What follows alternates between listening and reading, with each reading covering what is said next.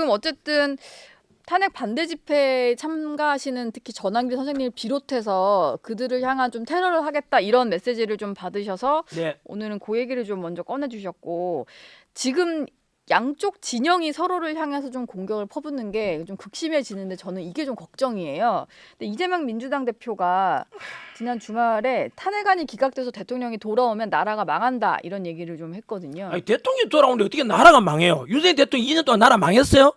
안 망했잖아요. 말이 상대방이 될 때 납득이 돼야 되는데 비상식이 말을 하잖아요.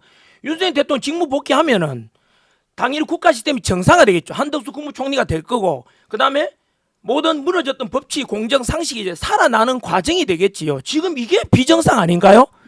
오히려 이재명 좀 뭐 2심 앞두고 있잖아요. 예. 이야기 나오고 그 사람이 좀 범죄자가 전과 사범이고 5개 지금 뭡니까 범죄 혐의로 수사받고 있잖아요. 그런 사람이 지금 뭐 대통령 후보 나온다는 자체가 국가가 망가지는 것이지. 네. 안 그래도 이재명 대표 이번 주 수요일에 공직선거법 위반 네. 사건 2심 선고를 앞두고 있거든요. 사실 민주당이 원하는 그림은 대통령의 탄핵 선고가 3월 14일쯤에는 나오고 거기서 인용이 되고 본인의 어떤 2심 선고가 그 뒤에 나오는 걸 원했을 것 같은데 이게 지금 대통령은 기일조차 잡히지 않았고 본인부터 선고가 나게 생긴 이런 상황이에요. 민주당에서는 좀 이걸 어떻게 생각하고 있을까요? 스스로 아마 아이고 이거 자성자박이라도 한자로 포성줄 할 때 자성자박. 성자죠. 스스로 내가 만든 포성줄로 내가 포박되는 거죠. 그러니까 이재명의 모든 지금부터 돌아가 보면요. 시작이 어디냐면 이재명의 거짓말과 범죄 때문에 이재명 때문에 지금 민주당도 망가졌죠. 네. 왜냐하면 우리 다 알려진 사실 아닙니까? 이재명은 현재 뭐 재판 중에 있잖아요. 예. 그러면은 이미 확정된 게 3월 26일 자 이틀 뒤가 되겠지요. 이제 2심이 있잖아요. 1심의 유죄 판결, 2심의 유죄 판결 나오게 되면 이재명은 이제 더 이상 대통령 후보 못 나가잖아요. 그래 된다면은 어떻게 해야 될까? 민주당과 모든 지금까지 해온 게 바로 이재명 대통령 만들기잖아요. 그 3월 리스크가 큰 이재명을 어떻게 하면 그러면 대통령 출마시킬 수 있을까? 예. 그러면 해야 뭐 해야 되죠? 빨리 윤석열 대통령 끌어내려야 되잖아요. 조기 대선 치러야 되는 게 지상 목표예요. 조기 대선을 그럼 윤석열 끌어내려는데 끌어내릴 끈데기가 없어. 비상계엄을 내란이라 덮으시는데 내란죄가 아니거든요. 아직도 내란이라고 말한다면은 아까도 그랬죠. 내란. 이거는요, 언론에서도 잘못 보도하는 거고, 국민들 현혹하는 거죠. 왜냐하면은 중학교 사회 교과서에 이렇게 나와요.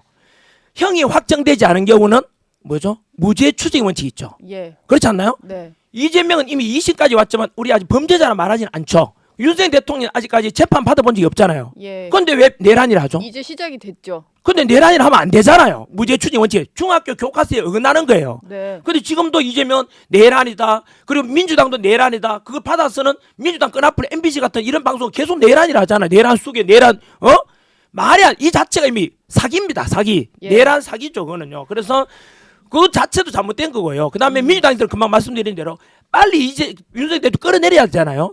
그걸 끌어내려고 하니까 야 내란 수사권이 없는 공수처에서 수사하다가 지금 그 지기현 판사가 잘못됐다고 명령 내렸지 않습니까? 윤석열 대통령 그래서 석방돼 버렸잖아요. 예. 결국은 그 또한 마찬가지로 자성자박이죠. 네. 그다음에 또 국민 원래는 빨리 있잖아요. 그 이제 파면시키려 했는데 어머나 돌발 사태가 터진 거잖아요. 그게 중에 하나가 국민들이 3.1절 집회도 탄핵 반대 집회가 10배 이상이 많았단 말이에요. 어머나 윤석열 대통령 지지율 50% 이상 올라가. 예. 그러면 원래 각본대로 대본대로 하려면은 헌법재판소에서 빨리 윤석열 대통령을 2월 달에 벌써부터 파면시키려고 했었겠죠. 그 각본대로라면 네. 어긋나고 있죠. 국민들의 저항, 국민들의 윤석열에 대한 지층이 올라가고 지지 올라가고 그다음 지기현 판사가 대통령 석방해 버렸잖아요. 예. 그러니까 지금 이러지도 저리 못하니까 지금 계속 늦어지니까 민주당 입장에서는 곤란하겠죠. 지금 그러니까 지금 막말이 나오고 공정과 상식 깨진 정책이 막 나오잖아요. 예. 언역 임명 안 하니까 최상목 너 어떻게 하겠다. 이 말이 돼요 이게? 몸 조심하기 바란다 뭐 이런 얘기하고 예. 최근에 뭐 지난번에 저희 방송 나오셨을 때도 네. 전한길 쌤께서 헌재를 향한 어떤 솔루션처럼 네. 인용과 기각이 아니라 각하라는 게 있는데 이거는 헌재도 사는 길이다 뭐 이런 얘기 네. 하셨던 기억이 나요. 최근에는 국민의힘도 이걸 받아서 네. 각하를 더 많이 얘기를 하는 것 같더라고요. 이게 내란죄를 중간에 철회하겠다라고 했던 부분 때문에 그런 얘기를 하시는 거죠. 그렇죠. 그 각하라고 제가 결정을 하게 된 이유 중에 하나가 그 최근에 와서 밝혀졌죠. 그 헌법재판소 법이 있잖아요. 그 법에 대해서 이렇게 판결하시오라는 주석서가 있어요. 예. 그 주석서는 잘 알려지지 않은 아주 두꺼운 책인데 그것을 이제 다운받아 가지고 서정욱 변호사가 밝혀냈지요. 예. 공개했지요. 네. 거기 보면은 지금까지 우리 그 헌법재판관들이 좌편향 우편향 있더라도 그 네. 주석서에 따라서 100% 지금까지 판결해 왔대요. 그 주석서에 하면 규정이 딱 돼 있대요. 뭐냐 하면은 그 국회에서 탄핵 소추안이 헌법재판에 왔는데 네. 사건의 본질적인 것에 빠지게 되면 각하다 돼 있어요. 본질적인 게 빠지면 각하다. 그러면 국회에서 윤석열 대통령의 탄핵 소추를 가결시킬 때 80% 되는 부분이 내란죄였거든요. 예. 80%라고 그랬어요. 그러면은 근데 내란죄 80% 되는 걸 빼자 그랬잖아요. 그러면 이거 뭐만 남죠? 껍데기가 남잖아요. 본질이 빠졌잖아요. 따라서 이거는 탄핵 심판에 대한 구성 요건이 안 된다라고 주석서에 나와 있어요. 예를 들면 사람이 살인했어. 예. 살인했는데 뭐 예를 들면 칼로 찔렀냐 아니면 약을 먹이면 죽였냐. 본질은 뭐죠? 칼과 약이 아니라 살인이잖아. 살인 행위. 그렇죠. 살인 행위가 본질이잖아요. 예. 윤석열 대통령에 대해서도 바로 탄핵해야 되는 이유 중에 80%가 내란이란 말이에요. 내란죄라 그랬으니까 내란죄를 빼자 그랬으니까 20% 남잖아요. 네. 다 도려내고 껍데기밖에 없죠. 따라서 이 자체가 바로 탄핵의 구성 요건이 안 되니까 각하시킨다라고 돼 있고 그 헌법 주석서에 나와 있고요. 네. 덧붙여서 우리나라 최고의 헌법 권위자 허영 교수님께서 말씀하셨잖아요. 이미 헌법 재판 심리 과정에 10가지 위법 사항이 있다. 네. 따라서 이 자체만으로도 각하 사항이다. 더 이상 이거는 기각이나 또는 뭐 인용 자체도 아니다라고 했고요. 그래서 저는 뭐 그것에 근거해서 각하되는 게 맞다. 상식이고 그 헌법 주석서에 나와 있는 거라고 저는 생각합니다. 예. 헌법재판소의 주석서. 네. 아마 대통령 탄핵 선고할 때 네. 결정문에 이 부분이 좀 담길 것 같습니다. 왜냐하면 헌법재판소가 이 부분에 대해서 명확하게 네. 판단을 내리지 않고 지금 계속 재판관은 사이에서 논의를 하는 중이라서 네, 맞습니다. 이 말씀을 결국은 아마요. 예. 이렇게 날 거예요. 왜 이렇게 늦어지는 이유 중에 하나가 분명히 8명 중에서 한두 명이 각하를 이제 선언해 놓은 거야. 네. 나는 각하하겠다. 각하 결정했다면 그리고 나면 이제 남는 게 6명 남잖아요. 예. 이 사람들이 중에서 이제 그럼 6명이 이제 찬성이야 이제 인용이 되잖아요. 한 명을 빼고 하잖아요. 한 명 빼고는 그 각하 선고 그 결정한 사람은 본실 안에 참여를 안 해요. 네. 한 명, 두 명이 각하를 난 하겠다라고 했다면 6명밖에 안 남잖아요. 그럼 6명 될 가능성이 없으니까 결정을 못 하는 거예요. 예. 그래서 결국은 6명이 안 되니까 기각으로 나올 겁니다. 각하가 있으니까 각하 선한 사람은 본안에 참여 못 하거든요. 예. 그러니까 기각될 가능성이 크죠. 그래서 근데- 저는 무조건 각하를 주장하는 거죠. 근데 뭐 사실 8대 0으로 가는 과정이다라는 네. 말을 하는 사람도 있잖아요. 물론 그건- 지금 현재 시점에서는 어떨지 모르겠지만 이게 어쨌든 소수 의견을 좀 논의를 해서 네. 하나로 맞춰가는 과정일 수 있다. 이거는 좀 말이 안 되는 거라고 네. 보시는 거예요? 그렇죠. 왜냐하면 그건 국민들이 이미요. 국민들의 의견을 반영해야 되지 않습니까? 헌법재판소는요. 예. 국민들이 현재 5대5, 뭐 6대4 이렇게 갈라져 있다면은 만약에 8대0으로 해버린다면 자기들 편의주의로 살겠다 하는 건데 국민들은 그러면 반대편에 사면 어떻게 돼요? 저는 그래서 그건 마땅하지 않다고 생각합니다. 국민의 뜻을 반영하는 게 민주주의죠. 예.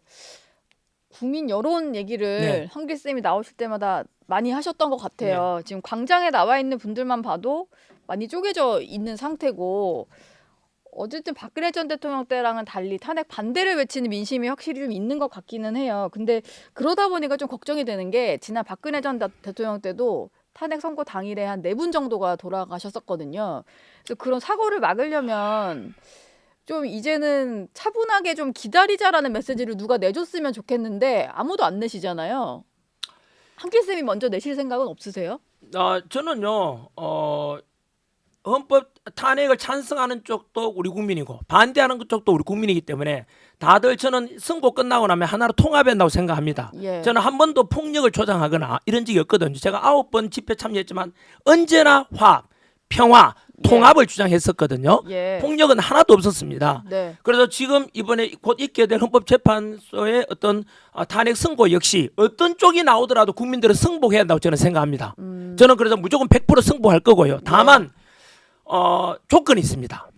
뭐냐면은 반드시 우리 민주주의잖아요. 헌법재판소도 민주주의 안에 근간에 하고 있으니까 민주주의 꼬르 법치주의죠.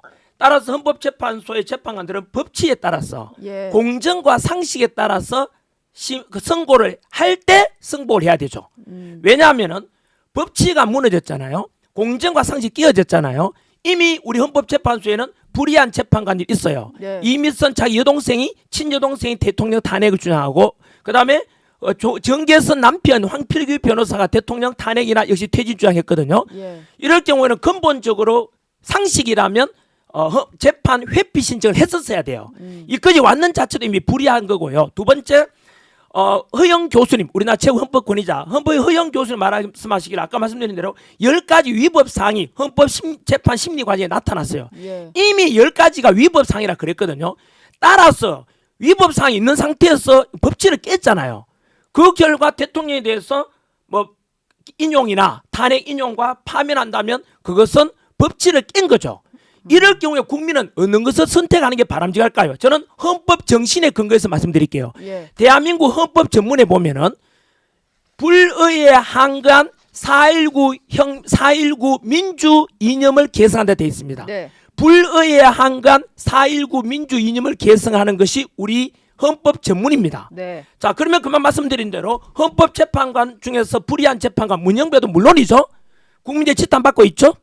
그다음 법치 이미 위법 사항 10가지 나왔죠. 예. 이미 불이한 재판관들과 불법이 나타났죠. 위법 사항이 나타났잖아요.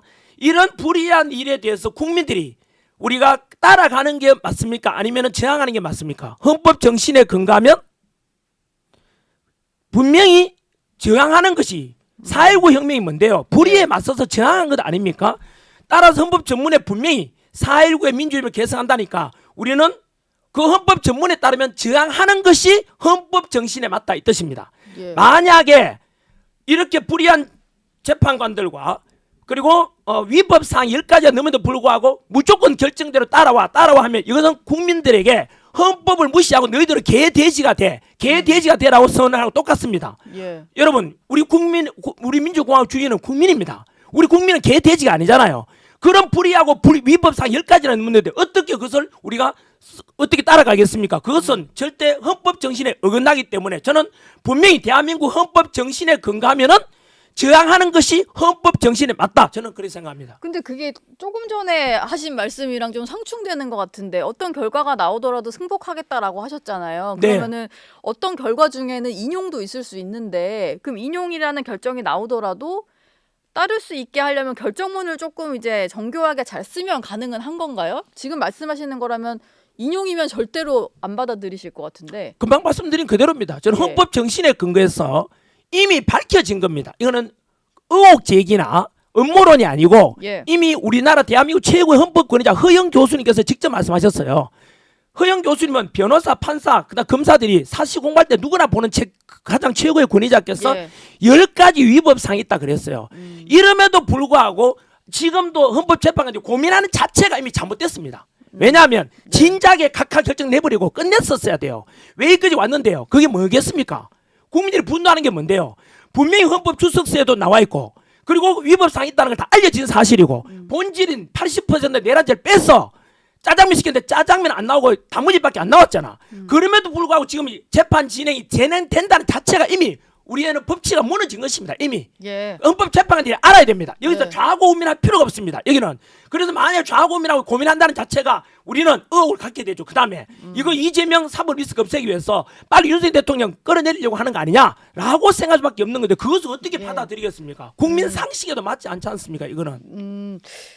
저는 아까 말씀드린 대로 헌법재판소의 어떤 결정 자체가 이 과정을 알지 않습니까? 몰랐으면 우리가 어떤 결정 따라가겠는데 알아버린 상태에서 우리 국민들이 뻔히 알면서 그래 불의에 맞서지 말고 그래 어떤 결정 내리더라도 우리가 민주주의의 모든 근간 끌었더라도 따라오라고 이게 민주주의입니까? 이게 민주주의냐고. 예. 이건 민주주의 헌법 정신에 어긋나는 거 아닙니까?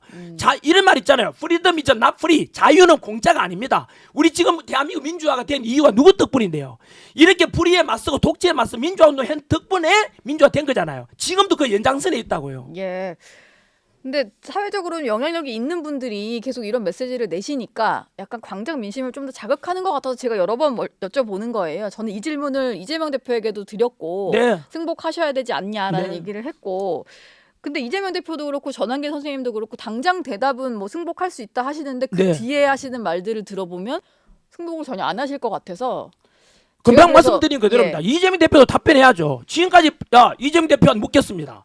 자 불의한 재판이 있었던 것 알지? 두 번째 위법상 일까지 쓰는 거 알지? 그런데 어떻게 받아들이라고? 이것은 너희들은 내가 결정한 데 무조건 따라. 이거는 신이라는 뜻이잖아요. 헌법재판관 시민이 될 수 없죠. 헌법재판관은 분명히 우리 국민이 부여한 헌법기관이죠. 국민이 위에 헌법재판관이 있죠. 국민 위에 헌법재판관이 있는 게 아니잖아요. 예. 민주주의에 국민이 원하는데 네. 법에 따라야 된다고 분명히 나와 있는데 그걸 어기는 것은 불의한 재판관. 그들이 제가 말한 대로 이들은 만약 인용 결정 난다면은 제2의 을사오직이 된다 그랬지 않습니까? 원래 을사년이니까. 예. 그리고 허영 교수님께서 말씀하셨거든요. 그렇게 만약 인용된다면은 헌법재판소는 가루가 되어 사라질 것이라고 했어요. 전환기를 한 게 아니고 네. 허영 교수님께서 법 전문가분께서 분명히 말씀하셨는데 그럼에도 불구하고 인용되고 파면시킨다면 따라라고 이거는 한 번 더 말하면 이거는 민주주의의 근간을 깨뜨리는 겁니다. 누가 깼는데요? 그들이 깬 거잖아요. 거기에 저항하는 것이 헌법 정신에 맞는 거 아닙니까? 예. 저는 2030 세대들을 설득할 자신이 없습니다. 저는 분명 저는 성보가 자신 있으죠. 좋다, 알았다. 저는 제 편안함 살면 되잖아요. 이민 가면 될 거고 예. 기분 더러우면은. 하지만 2030 세대들이 바라볼 그들이 가지게 될 자멸과 자괴감, 그들은 공정과 상식을 추구하고 그들이 살아갈 대한민국을 만들고자 하는데 예. 이런 무너진 것에 성보가 살아라고 해요. 그들이 납득이 되겠냐고. 저는 2030 세대를 설득할 자신이 없습니다. 예.